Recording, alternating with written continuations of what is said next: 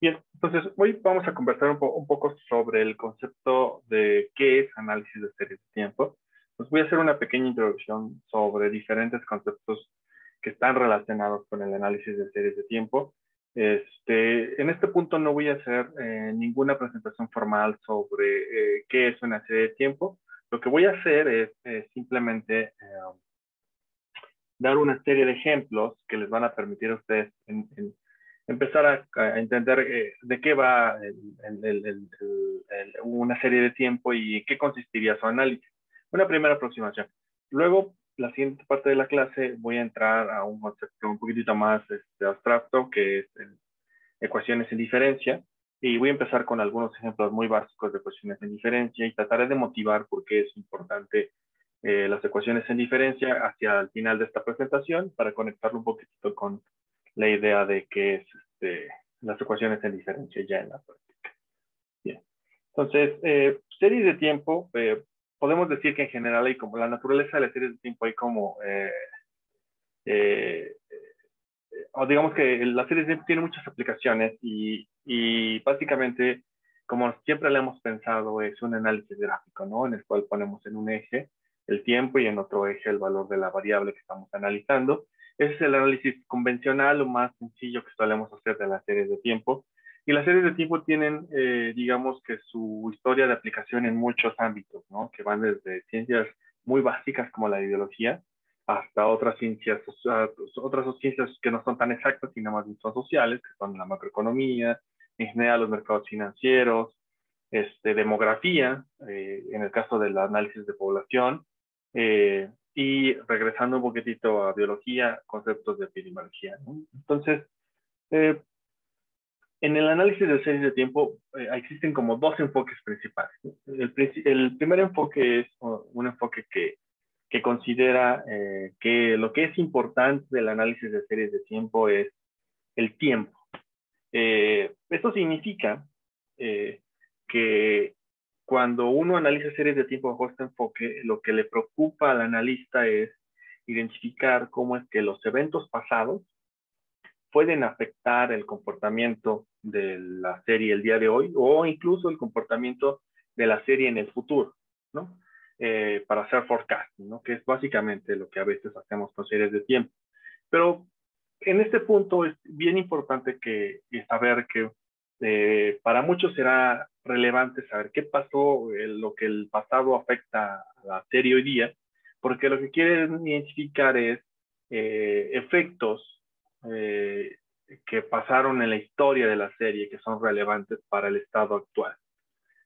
Habrá otros que piensen que es importante conocer la historia de la serie porque lo que sigue es hacer pronósticos y por lo tanto es relevante identificar cómo se comportaría la serie bajo un escenario en el que ocurrieran eventos similares a los que ya ocurrieron.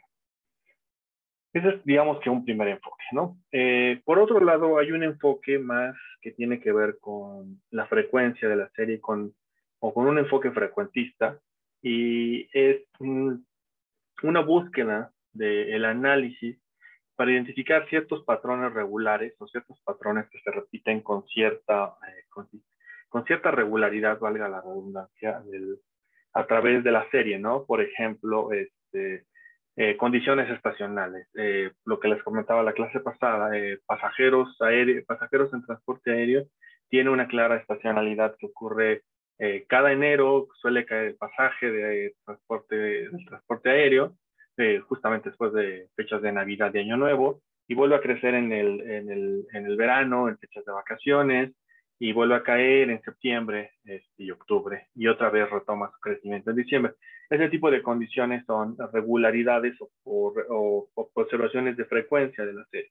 Con cierta frecuencia se observa que eso ocurre, ¿no? Eh, eh, otra característica que suele ser relevante para la gente que utiliza el enfoque de series de tiempo más para una óptica frecuentista es identificar ciclos económicos, ¿no? Más adelante voy a explicarles un concepto muy básico de las series de tiempo que se llama el filtro Hodel-Prescott y que lo que permite, por ejemplo, es separar la serie en dos tramos, un tramo de tendencia y un tramo de ciclo. Y muchas veces ese tramo de ciclo nos interesa porque lo que queremos identificar es cuando la serie está en un ciclo creciente y cuando la serie está en un ciclo decreciente. Entonces también queremos identificar si eso ocurre con cierta regularidad y entonces, por ejemplo, los que hacen macro a veces suelen decir que las economías tienen estos ciclos de depresión y otra vez de auge cada 5 años, ¿no? Entonces cada 5 años observaríamos esa regularidad. Pero bien, ahora esto es una observación empírica, en realidad un sustento más estadístico formal no existe, ¿no? Hasta este punto, hasta este momento, ¿no? Que yo puedo ubicar. Bien, ¿qué ejemplos de series de tiempo les propongo que hagamos? Es, por ejemplo, veamos este caso, ¿no? Esta es una serie del índice global de la actividad económica observado entre enero de 2002 y mayo de 2021. Estoy presentando dos gráficos básicamente, que es el IGAE en su versión total y el IGAE en su versión de actividades primarias. Ustedes pueden notar que muy probablemente el IGAE de actividades primarias tiene un tipo de comportamiento más errático, ¿no? Crece y decrece muchísimo más rápido y por lo tanto es muy probable que tenga una característica más frecuentista dentro de su proceso subyacente. Es decir, que los ciclos de mayor producción son regulares en ciertos tramos del año y los ciclos de baja producción también son regulares en ciertos tramos del año, ¿no? Caso contrario, el IGAE total no es tan cíclico como lo es el de actividades primarias. No obstante, sí se ve cómo es que el IGAE de actividades primarias le aporta este componente al IGAE total. Está el rompimiento del año pasado que ocurrió con el lockdown que tuvimos que enfrentar por COVID. Entonces, está ahí claramente la caída de ese IGAE en general. Si viéramos, por ejemplo, otra serie, que esta es una serie más de percepción, que es el índice de confianza del consumidor. Aquí estoy utilizando dos vertientes, el índice general y otro índice que responde a la pregunta de cómo considera usted la situación económica del país hoy en día en comparada con hace 12 meses, ¿no? Entonces es una especie de percepción de cómo percibes hoy las situaciones económicas en general versus cómo la percibías hace 12 meses o hace un año. También tiene este quiebre del cierre de la economía de 2020, la caída que se observa claramente para las series, para ambas series, ¿no? Tanto para la percepción, vamos a llamarle actual o la percepción corriente y la percepción rezagada. Bien. Ahora voy a entrar a otras dos series, otros dos ejemplos de series que son bien interesantes porque tienen, o el propósito del ejemplo tiene la intención de capturar una situación que a veces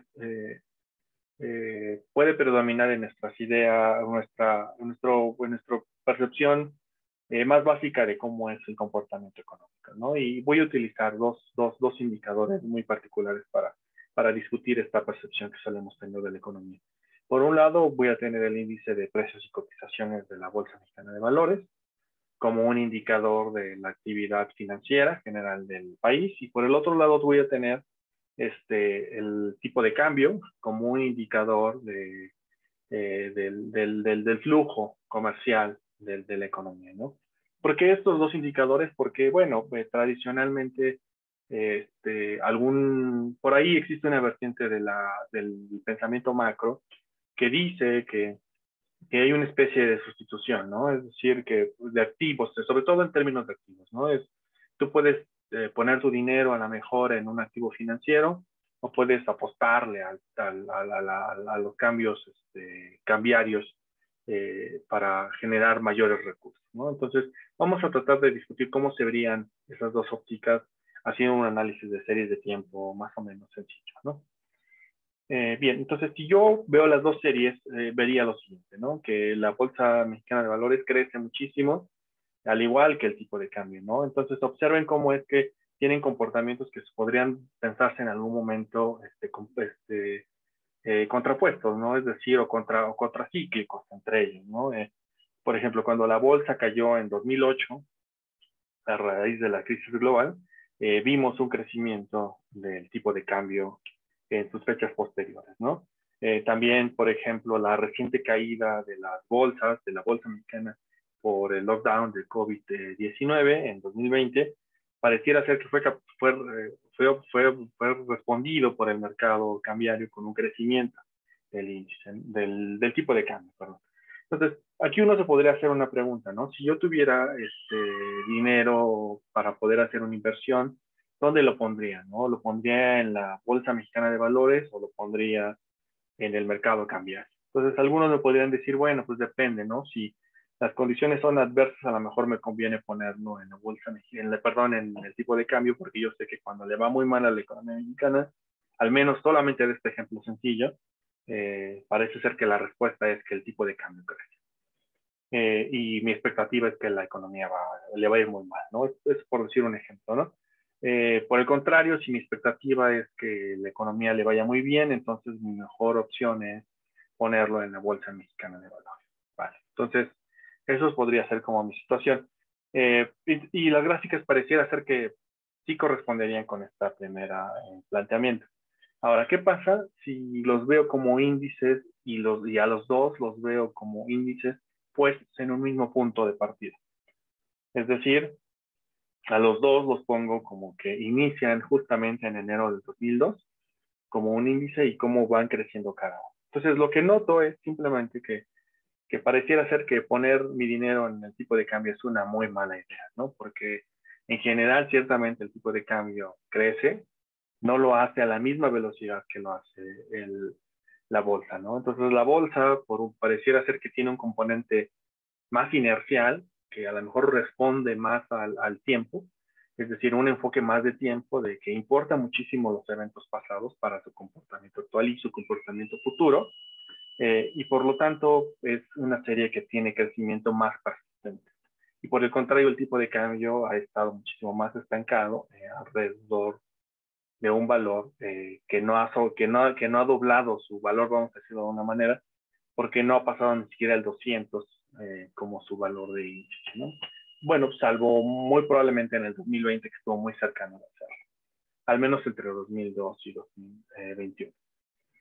Bien, ahora, ¿qué tipo de análisis también solemos hacer cuando hacemos series de tiempo? Solemos hacer un análisis de la serie en diferencias. Más adelante voy a entrar, justamente en esta clase voy a empezar a hablar sobre a qué me refiero cuando a que una serie esté en diferencias, y básicamente a lo que me voy a referir es a lo siguiente. Es que voy a tomar la serie hoy y le voy a restar su valor del periodo inmediato anterior. Entonces, de esa manera voy a expresar a la serie en su primera diferencia. Ahora, ¿qué pasa cuando la serie la expresa en su primera diferencia, pero en términos logarítmicos? Es decir, tomo el logaritmo de la serie hoy y le resto su valor del logaritmo del periodo inmediato anterior. Entonces, cuando hago eso, estoy haciendo algo como lo que estoy mostrando en la ecuación 1 aquí. Eso es muy próximo a una cosa que se llama tasa de crecimiento. Cuando las variaciones son muy cortas, esa variación de las diferencias logarítmicas se puede expresar de una forma muy parecida a lo que es una tasa de crecimiento. Por lo tanto, muchas veces, sin hacer mayor explicación, vamos a utilizar como equivalente de la tasa de crecimiento a una diferencia logarítmica. Estos valores son muy próximos cuando las variaciones son muy cortas o son muy estables a lo largo del tiempo. No siempre es cierto, pero más o menos que por convención, los economistas solemos hacer utilizar este indicador de esta manera, ¿no? Ahora, como siempre lo digo, ¿no? Convención significa que así lo acordamos, no quiere decir que estemos convencidos de que así sea, ¿no? Bien, ahora, ¿qué pasa cuando tomo la serie en diferencias? Me voy a encontrar con gráficos como esta, ¿no? Por ejemplo, la primera es la diferencia del indicador global de la actividad económica, como se ve. el segundo es del índice de precios y cotizaciones, y el último es del tipo de cambio, cómo se ven sus variaciones. Y noten cómo es que las variaciones también nos muestran, nos dan cierta información que no nos lo hubiera dado en la serie, digamos, en su valor en niveles o sin hacer ninguna transformación. Del IGAE nos queda claro que al haberlo hecho en diferencias, podemos observar que la caída de 2020 fue un cambio sumamente abrupto del comportamiento del IGAE. Llegó un momento en el que cayó tanto y después se recompuso. Muy probablemente esto significa que aquí hubo un evento totalmente exógeno al proceso subyacente de la serie que deberíamos considerar cuando modelemos esta serie.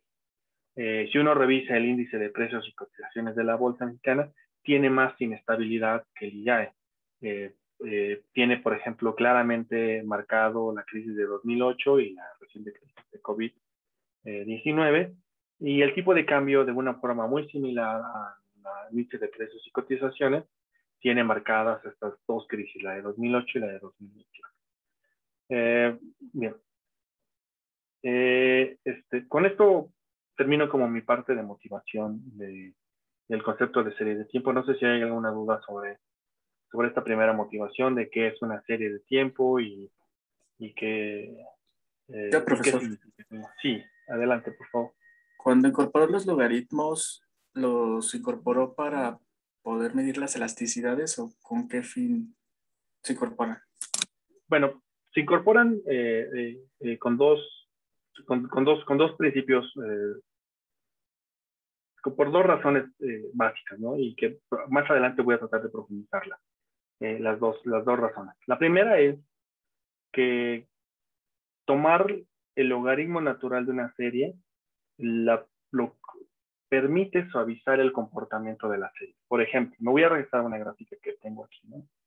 Si yo hiciera el logaritmo de la serie, por ejemplo, lo del índice de precios y cotizaciones, de este índice, muy probablemente vería el mismo comportamiento, me refiero en términos de figura, si lo tomara el logaritmo, pero lo vería más suavizado. Los cambios serían menos abruptos, serían más suaves, la serie estaría más suavizada.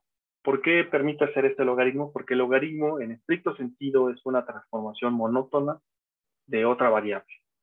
Entonces, ¿qué significa que sea una transformación monótona? Que preserva el orden, ¿no? Es decir, los valores que eran los más pequeños siguen siendo los más pequeños bajo la transformación y los máximos siguen siendo los máximos bajo la transformación.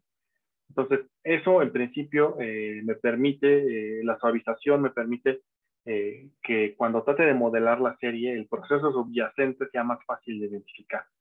Cuando no hago logarítmico, cuando no hago la transformación logarítmica, me puedo enfrentar a situaciones en las cuales me tengo que, digamos, tendría que asumir todas las variaciones abruptas que puede tener la serie.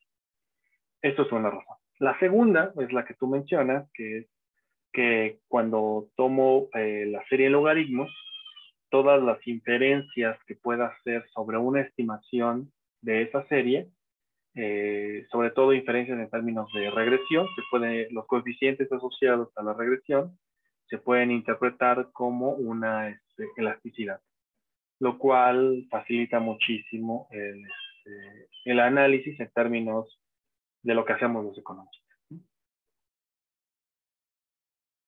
Vale. ¿Alguna otra pregunta? Sí, gracias. Ok, vale. Si no hay preguntas, voy a entonces cambiar de pantalla, me voy a ir a la siguiente parte de la clase. Entonces, permítanme compartirles ahora una siguiente pantalla. Que será, ¿dónde está? Aquí está. Bueno.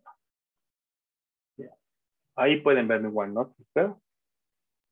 Sí, profe. Perfecto. Bien. Entonces, vamos a empezar con algunos elementos de las ecuaciones de diferencias. Y voy a empezar con los siguientes elementos. Vale. Entonces, bien. Lo que voy a hacer ahora es conversar sobre ecuaciones en diferencia y su término análogo es ecuaciones diferenciales, que es lo que hacemos mucho en cálculo diferencial. Y las ecuaciones diferenciales, si ustedes recuerdan, cuando tomaron sus cursos de Mate 2, probablemente vieron algo ahí. y si no, tal vez en un curso de Mate 3, vieron que las ecuaciones en diferencia lo que tratan de describir son procesos o o dinámica en general, ¿no? Es como que cuando un proceso es dinámico, entonces la mejor forma de describirlo es a través de su ecuación en diferencia. Igual nosotros lo que vamos a tener es que las ecuaciones en diferencia, ahora para el caso discreto, porque a diferencia de las ecuaciones diferenciales que están en el mundo continuo, porque son en el mundo del cálculo infinitesimal, lo vamos a hacer discreto porque lo vamos a hacer en variaciones de tiempo, por eso es el cambio de ecuaciones diferenciales a ecuaciones en diferencia.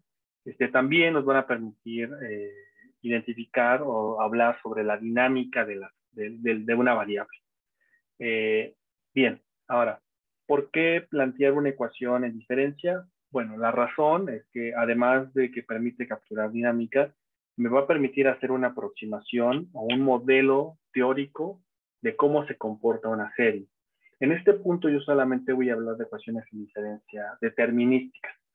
¿Por qué me voy a quedar en determinísticas? Porque le voy a agregar la parte aleatoria hasta que hable yo de series de tiempo. Entonces, vamos, si lo piensan de esta manera, mi manera de proceder es, voy a empezar a hablar del modelo teórico de la serie sin asumir que hay un componente aleatorio, sino es decir, todo es determinístico en este mundo. Luego le voy a agregar un componente aleatorio y cuando le agregues el componente aleatorio, entonces ya podremos hablar de series de tiempo en general en el mundo que conocemos, ¿no? Porque en realidad las series que conocemos tienen este componente aleatorio. La inflación no es determinística, tiene un componente aleatorio. En general, el Producto Interno Bruto tiene un componente aleatorio, no es totalmente determinístico. Bien, entonces, la ecuación de diferencia me permite hacer un modelo teórico sobre el comportamiento.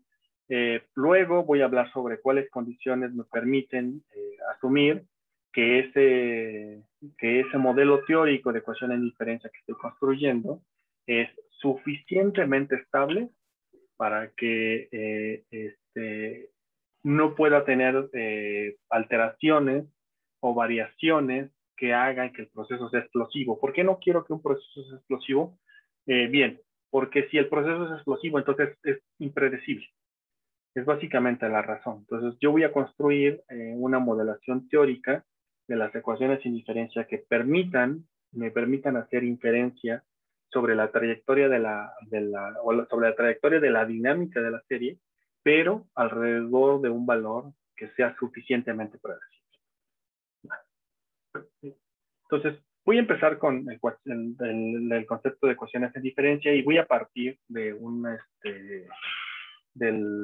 voy a partir de la analogía de ecuaciones diferenciales. Entonces, en ecuaciones diferenciales, lo que solemos expresar es lo siguiente. Por ejemplo, supongan que tienen una variable z de t, es decir, es una variable que depende del tiempo.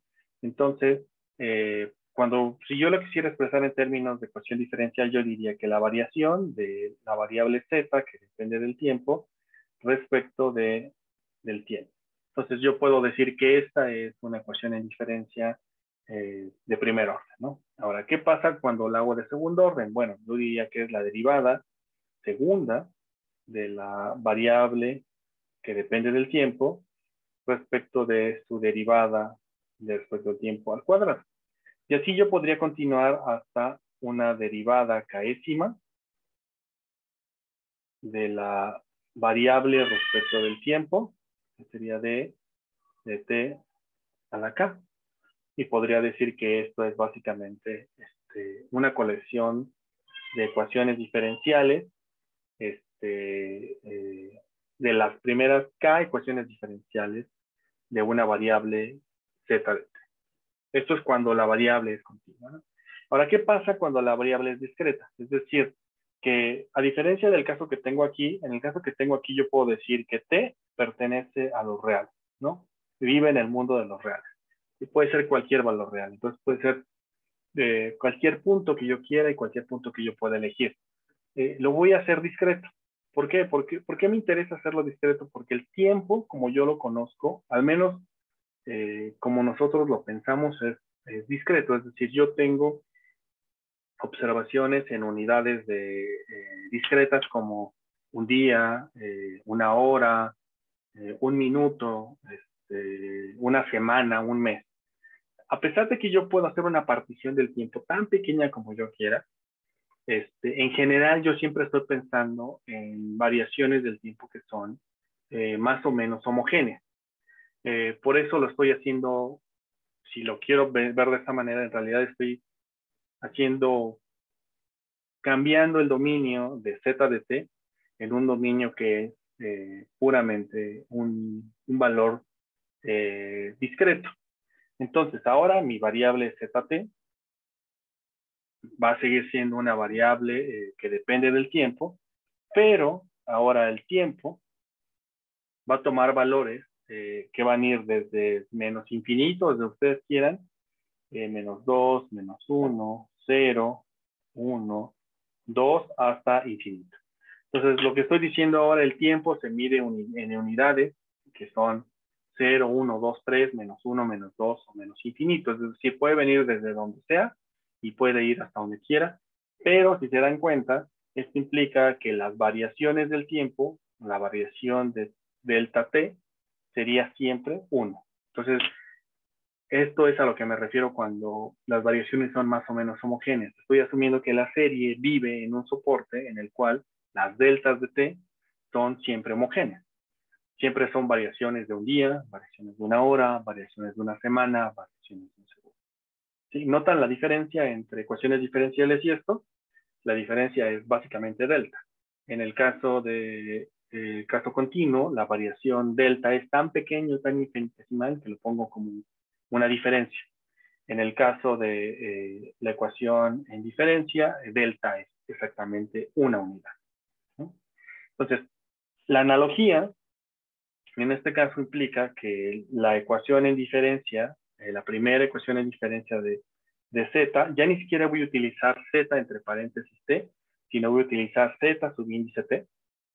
Esa es la diferencia que voy a hacer principal entre cuando el caso sea continuo y cuando el caso sea discreto. Cuando sea continuo, voy a utilizar esta notación que está aquí arriba. Cuando sea discreto, voy a utilizar esta notación que tengo aquí abajo. Entonces, delta de zt respecto de delta t sería el equivalente a la primera diferencia. La segunda diferencia sería delta al cuadrado de z subíndice t respecto de delta t al cuadrado también. Y así me iría hasta el último caso, que sería delta del k'écimo caso de z subíndice t sobre delta de t k'écimo. Entonces, si ustedes se dan cuenta de esta colección que tengo aquí, que ahora pongo con una flecha rojo, sería equivalente a la colección que tengo aquí arriba, puesta también con una flecha roja. La diferencia es que en el primer caso es continuo y en el segundo caso es discreto.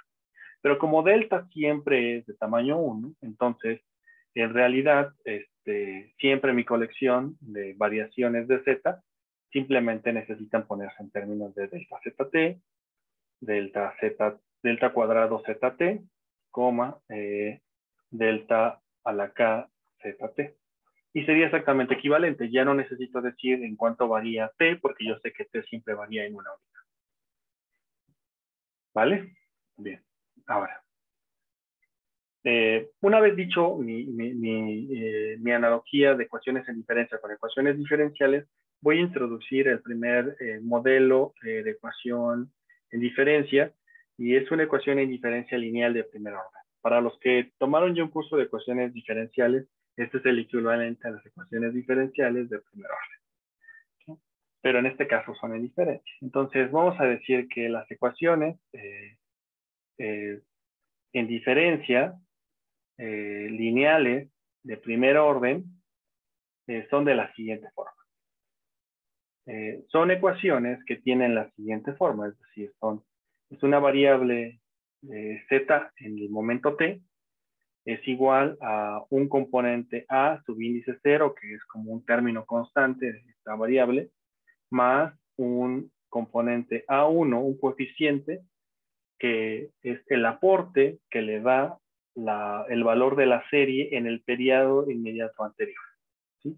Entonces, es decir, Las ecuaciones diferenciales lineales de primer orden describen aquellos procesos en los cuales la variable hoy día depende de un valor constante, es decir, siempre hay un aporte que va a mantener, siempre hay un valor que al menos va a valer, más la aportación que le hace la misma variable, pero en su periodo inmediato anterior, ajustado o ponderado por un valor A1. ¿Vale? Bien. Ahora, en este punto, T va a valer lo que yo he dicho, ¿no? Que puede ir desde menos infinito, pasar por el menos 2, el 1, el 0, el 1, 2 y ir hasta el infinito, hasta donde quiera ir, ¿no? No hay ninguna restricción en este punto.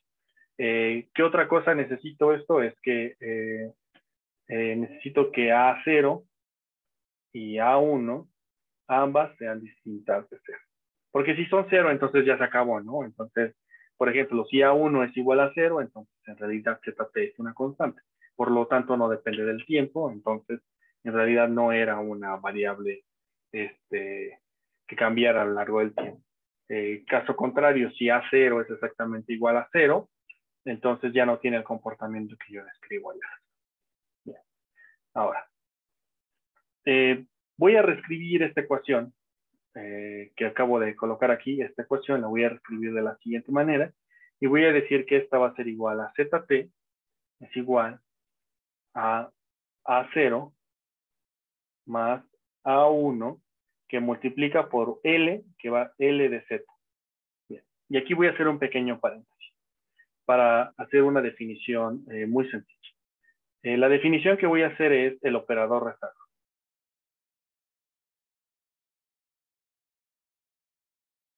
L. El operador rezago L es una función o un operador, perdón, que va a tomar cualquier variable ZT y le va a hacer lo siguiente. Entonces, cuando yo tome L de ZT, va a ser igual a ZT menos 1. Lo que va a hacer L es que va a tomar la variable y le va a rezagar un periodo. L viene de lag, de rezago, ¿no? Entonces, es un operador que va a ser lineal, porque cuando yo L lo aplique a una constante A, cuando yo lo aplique a una constante A, va a ser igual a A0. Es decir, el operador rezago solo afecta a aquellos valores de variables que cambian conforme cambia el tiempo. Si no cambian por el tiempo, entonces son constantes, y por lo tanto no se ven afectadas por el operador rezago. El operador rezago va a ser lineal, entonces cuando yo lo quiera aplicar a una combinación de este estilo, por ejemplo, A0 más Z de T, cuando yo lo aplique a una conformación de esta cosa, entonces como es lineal, va a abrir la suma, entonces esto va a ser L de A0 más L de ZT, lo que entonces significaría que esto es igual a A0 más ZT menos 1. ¿Sí? Entonces solo va a afectar la parte que cambia con el tiempo y es un operador lineal. Bien. Ahora, dicha mi definición, me voy a regresar a mi problema y mi problema es resolver esta ecuación que voy a subrayar en verde. Entonces, el operador rezago lo puedo ocupar para lo que acabo de hacer. Entonces, si ustedes se dan cuenta, al haber aplicado el operador rezago, ya tengo todo en términos de ZT. ZT está de este lado del signo igual y está también de este lado del signo igual. Entonces, lo voy a poner todos los ZT del mismo lado del signo igual de la siguiente manera. Entonces, al final lo que me va a quedar es algo así. Mi ecuación en diferencia, la voy a plantear como estaba originalmente. Mi ecuación en diferencia era ZT igual a 0 más A1 de ZT menos 1. Una vez que la paso por el operador rezago, entonces quiere decir que puedo poner a todo en términos de lo siguiente. ZT se multiplica A1 menos A1 por L igual a A0. ¿Sí? Lo único que hice fue aplicar el operador rezago, despejar todo del lado izquierdo del signo igual, agrupar y entonces tengo este componente. ¿Sí?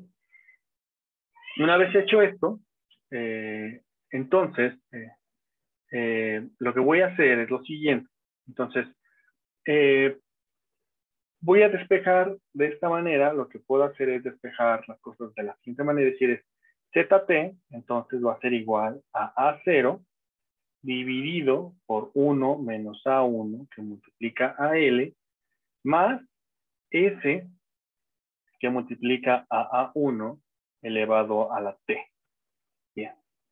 Ahora, este componente que estoy poniendo aquí, S de A1 elevado a la T, es un componente que voy a agregar cuando despejo el operador rezago dividiendo.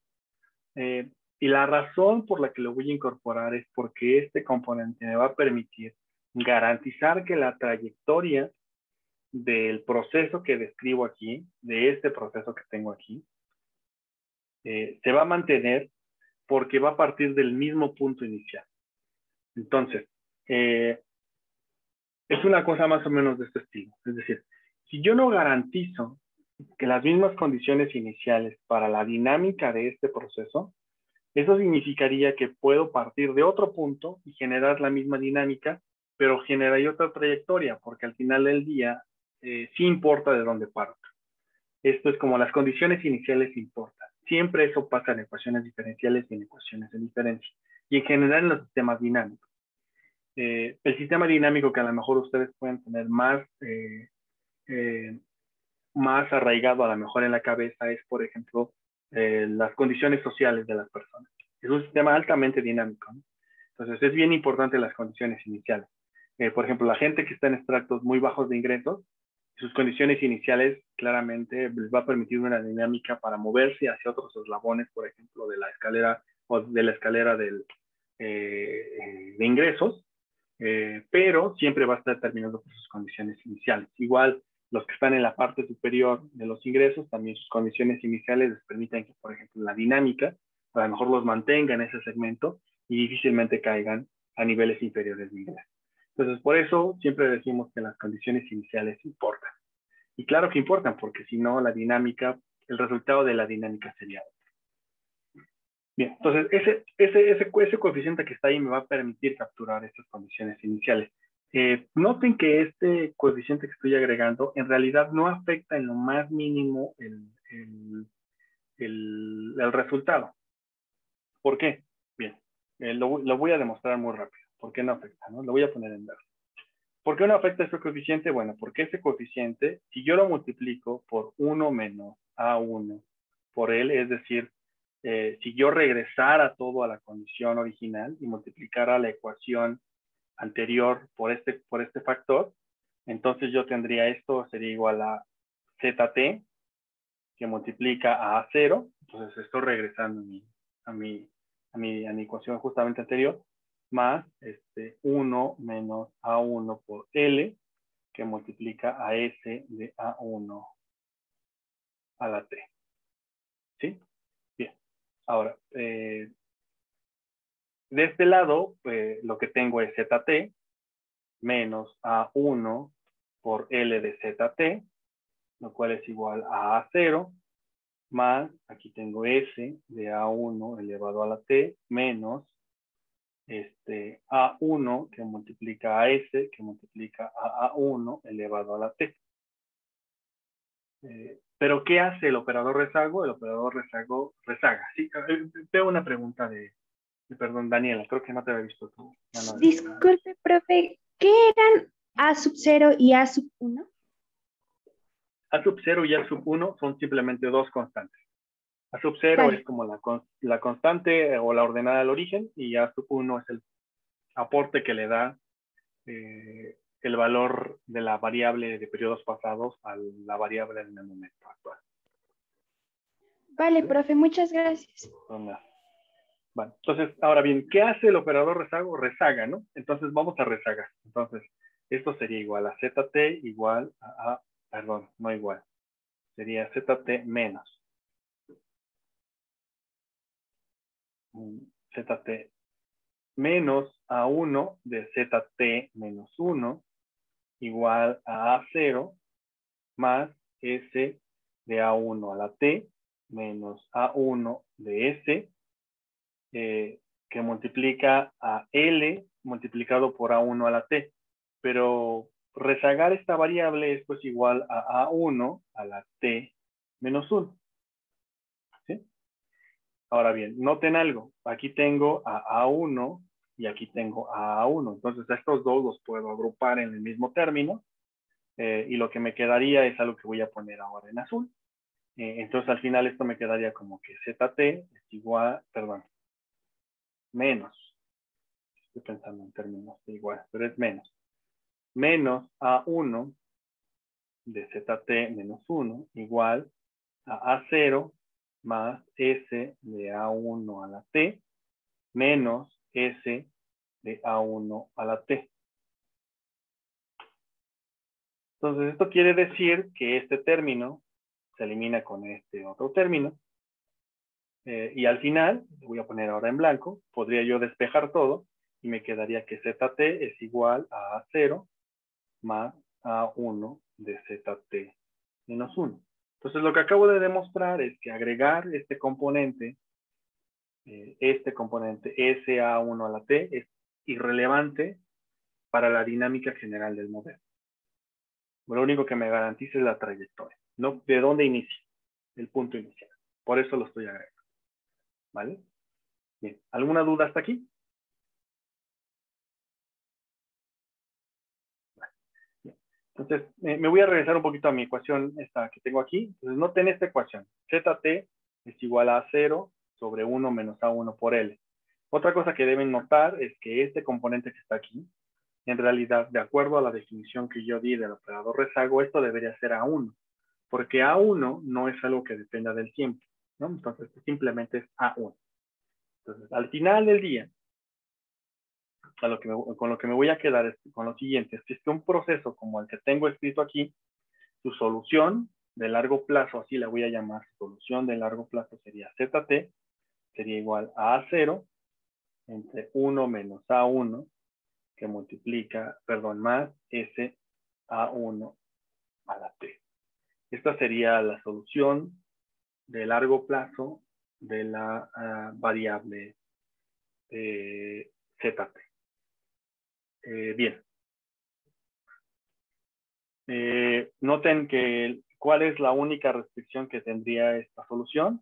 La obvia sería que A1 tiene que ser distinta de 1, porque si A1 es igual a 1, entonces esto se indetermina, por lo tanto, entonces mi restricción es que A1 sea distinta de 1. Bien. Ahora, a esta solución general, todavía le puedo hacer algunos, todavía la puedo reacomodar y simplificar todavía más. Porque acuérdense que yo dije que este componente que está aquí al final es un componente que depende de las condiciones iniciales. Bien.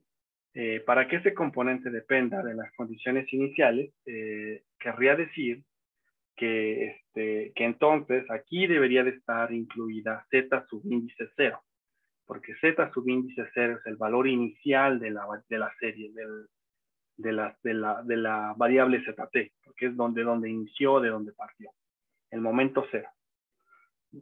Entonces, para completarlo, y es una cosa que en las notas les voy a poner dos métodos para llegar a esta solución. Sin embargo, yo voy a exponer únicamente uno. Y el método consiste en utilizar una aproximación geométrica que ustedes deben de conocer por ahí de Mate 1. Y es la siguiente. Entonces, vamos a definir S subíndice T, S mayúscula. A diferencia de aquella S, esta es una S mayúscula, como la suma, S subíndice T menos 1, como la suma, descrita como la suma desde I igual a 0 hasta T menos 1 de un coeficiente A1 elevado a la I. ¿Sí? No sé si se acuerdan de este tipo de suma. Entonces, estas son series. ¿Sí? Entonces, esta serie, por eso le pongo la letra S, esta es la serie evaluada en el momento T menos 1. Y la serie es la suma de todos los valores de la constante A1 elevado a un exponente, que el primer exponente va a ser 0, el segundo va a ser 1, el tercero va a ser 2, y así sucesivamente hasta el último exponente que va a ser T menos 1. Es decir, lo que tengo aquí es la siguiente suma. Tengo A1 elevado a la 0 más A1 elevado a la 1 más puntitos A1 elevado a la T menos 1. Entonces, esta es la serie que estoy analizando aquí. Y si lo vemos, esta serie en realidad es igual a 1 más A1 más A2 a la 1 más A3 a la 2 más puntitos A, perdón, todo es A1.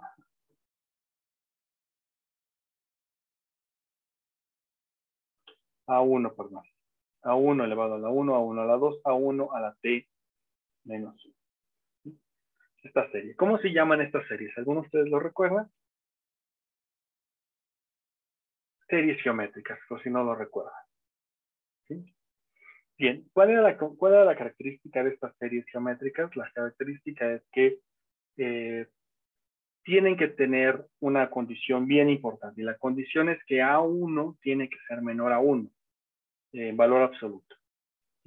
¿Por qué razón debe ser menor a 1? Para que la serie converja. Si no es menor a 1, entonces la serie no converge.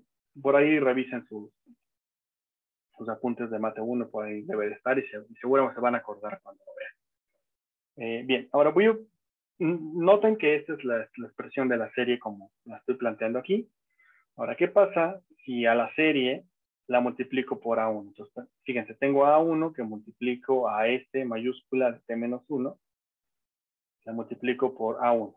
Esto querría decir que es A1 que multiplica a la suma desde igual a 0, perdón, hasta T menos 1 que multiplica A1 a la I. ¿Sí? Solo lo multipliqué por A1.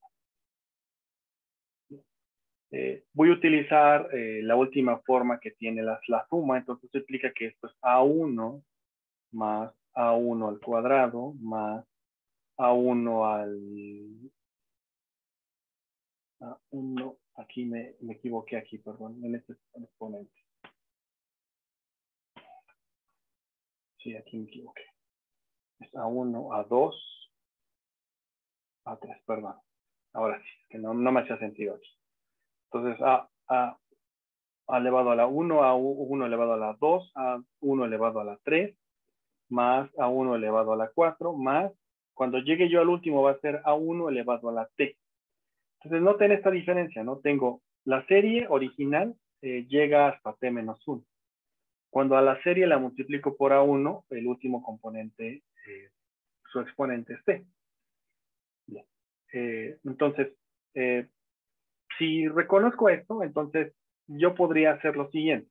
¿Qué pasa si tomo la serie original, T menos 1, la serie original, y la serie original se descompone en una cosa que es como esta que está aquí, que voy a subrayar en verde.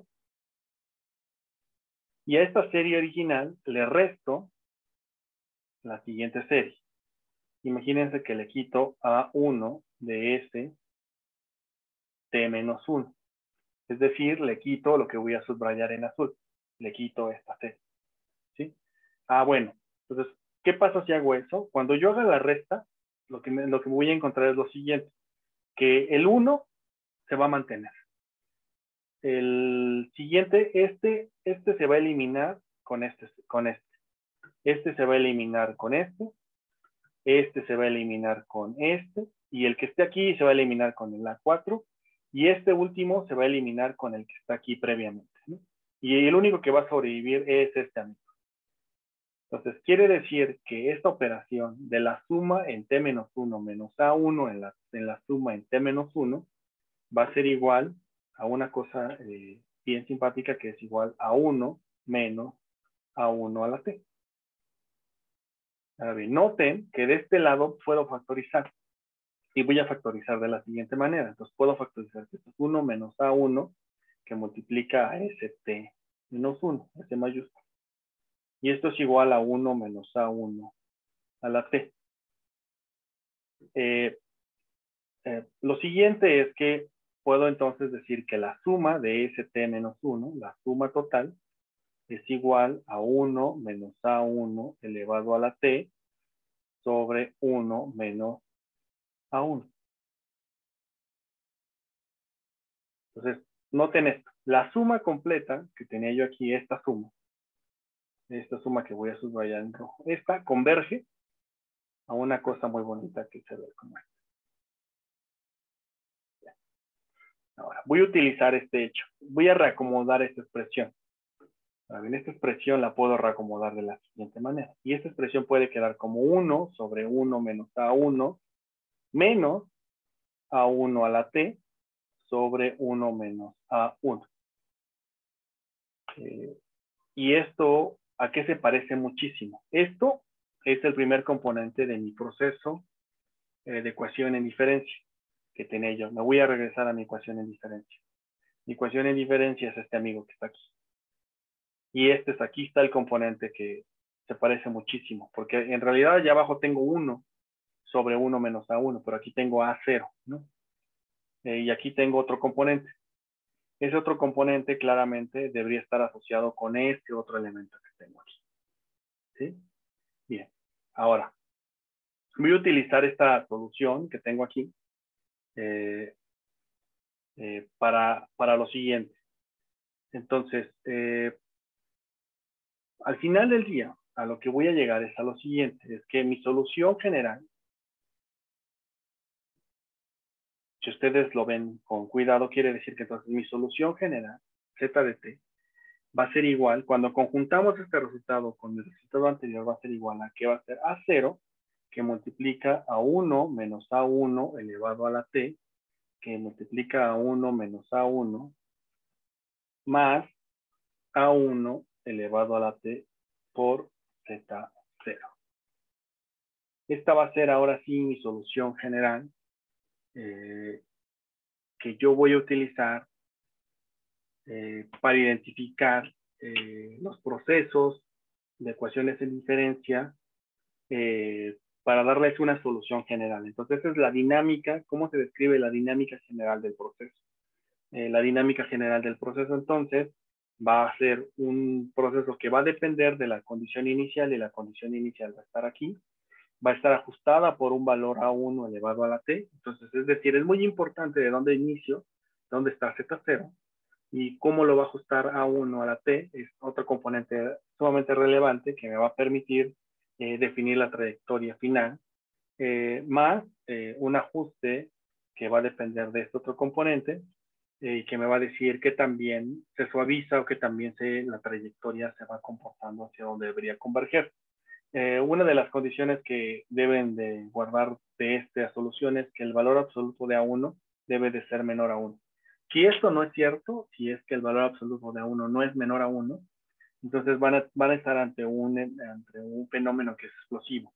Yo necesito que sea menor a 1 para que sea convergente a una trayectoria. Es básicamente la conclusión de esta primera clase. Entonces,